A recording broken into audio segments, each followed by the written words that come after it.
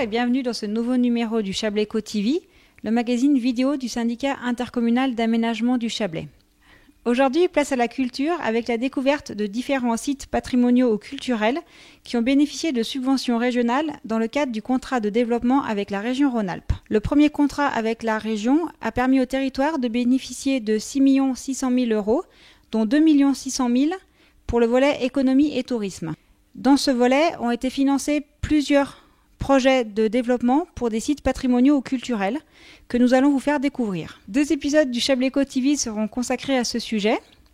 Dans le premier épisode, nous découvrirons 2 sites de la vallée d'Eau, le musée de la musique mécanique au Jet et le domaine de découverte de l'abbaye d'Eau à Saint-Jean-d'Eau. Bonjour Monsieur Bouchet, nous sommes venus à votre rencontre en fait parce que le musée de la musique mécanique a obtenu des crédits régionaux pour des travaux dans ce musée. Pouvez-vous nous expliquer un petit peu quel a été le montant perçu, quels travaux ont été réalisés grâce à cet argent régional? Oui, donc cela a permis d'engager les travaux sur le bâtiment ici qui avait été acheté en 1994 par la commune dans l'objectif d'agrandir donc le musée de la musique mécanique qui s'avérait un peu à l'étroit avec les nouvelles pièces qui ont pu être achetées dernièrement. Donc restauration du bâtiment, liaison entre l'ancien bâtiment qui était la maison des Sœurs à l'époque et celui-ci par une galerie semi-enterrée qui va donner accès d'ailleurs à un théâtre de verdure.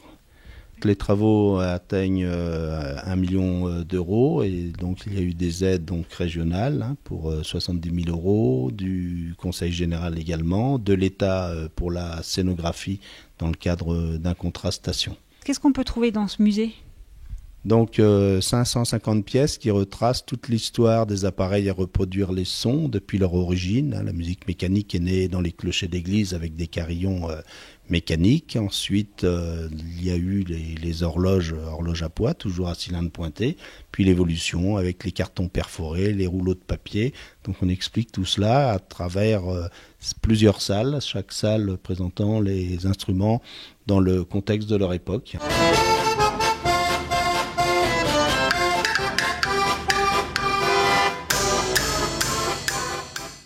La communauté de communes de la vallée d'Eau a acheté le domaine de découverte avec 4 hectares de terrain en 1994, à la création de la communauté de communes en 1995. Donc une réflexion a été faite sur l'avenir de ce site. Et nous avons donc inauguré l'ensemble de cette grange cistercienne, qui est ni plus ni moins que l'ancienne ferme de l'abbaye. Nous avons refait tout l'ensemble, puisque c'était une grande grange qui accueillait du foin pour les vaches qui étaient au-dessous. L'ensemble des travaux pour la rénovation de cette ferme est d'un montant d'environ 3 millions d'euros. Donc je rappelle également que l'abbatiale n'appartient pas à la communauté de communes, mais l'État s'étant désengagé de certains sites, c'est le Conseil général qui, depuis 2 ou 3 ans, est propriétaire de l'abbatiale. À l'intérieur du domaine de découverte, nous pouvons découvrir une exposition permanente qui retrace la vie des moines et le devenir de cette abbaye cistercienne. Et nous avons, grâce au financement qu'on a eu, on a pu réaliser une salle pour les expositions temporaires.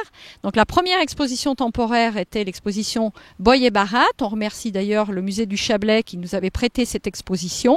D'ailleurs, le but des aides de la région, c'est aussi de travailler en réseau. Aujourd'hui, nous avons une exposition sur le 150e rattachement de la France et plus particulièrement une expo sur le transport et le tourisme et l'évolution depuis ces 150 années.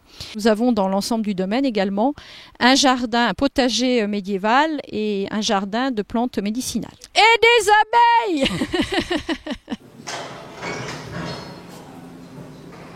Vous entrez dans un lieu de prière et de travail. Vous entrez dans un lieu de production et de distribution.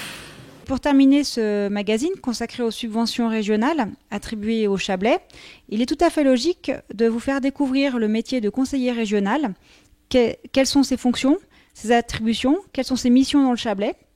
La réponse en images avec Jean-Paul Moy, conseiller régional. Alors, un conseiller régional est élu sur un scrutin de liste et à ce titre-là, il exerce son mandat aussi bien sur le territoire dont il dépend, c'est-à-dire la Haute-Savoie, qu'au niveau de toute la région Rhône-Alpes.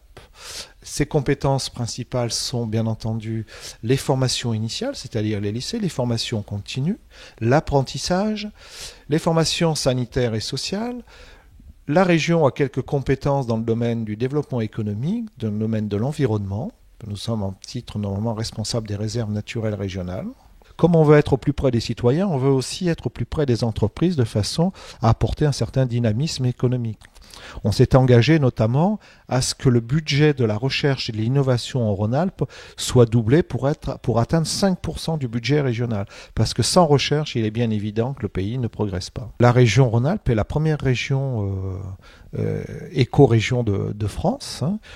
Toutes nos actions transversales intègrent le développement durable déjà depuis 2004. C'est-à-dire que lorsque nous permettons à certains citoyens de restaurer par exemple des vieux bâtiments agricoles, nous leur demandons de faire ça dans des conditions environnementales très très très pertinentes. Pour défendre un projet, il faut qu'il corresponde, disons, aux compétences de la région. Soit le citoyen envoie directement son projet à Lyon, soit il s'en entretient avant avec son conseiller régional, ou autre hypothèse, il peut contacter l'espace Rhône-Alpes de la Haute-Savoie, basé à La Roche-sur-Foron. C'est une antenne de la région en Haute-Savoie, sachant que nous avons mis des antennes dans chaque département de Rhône-Alpes.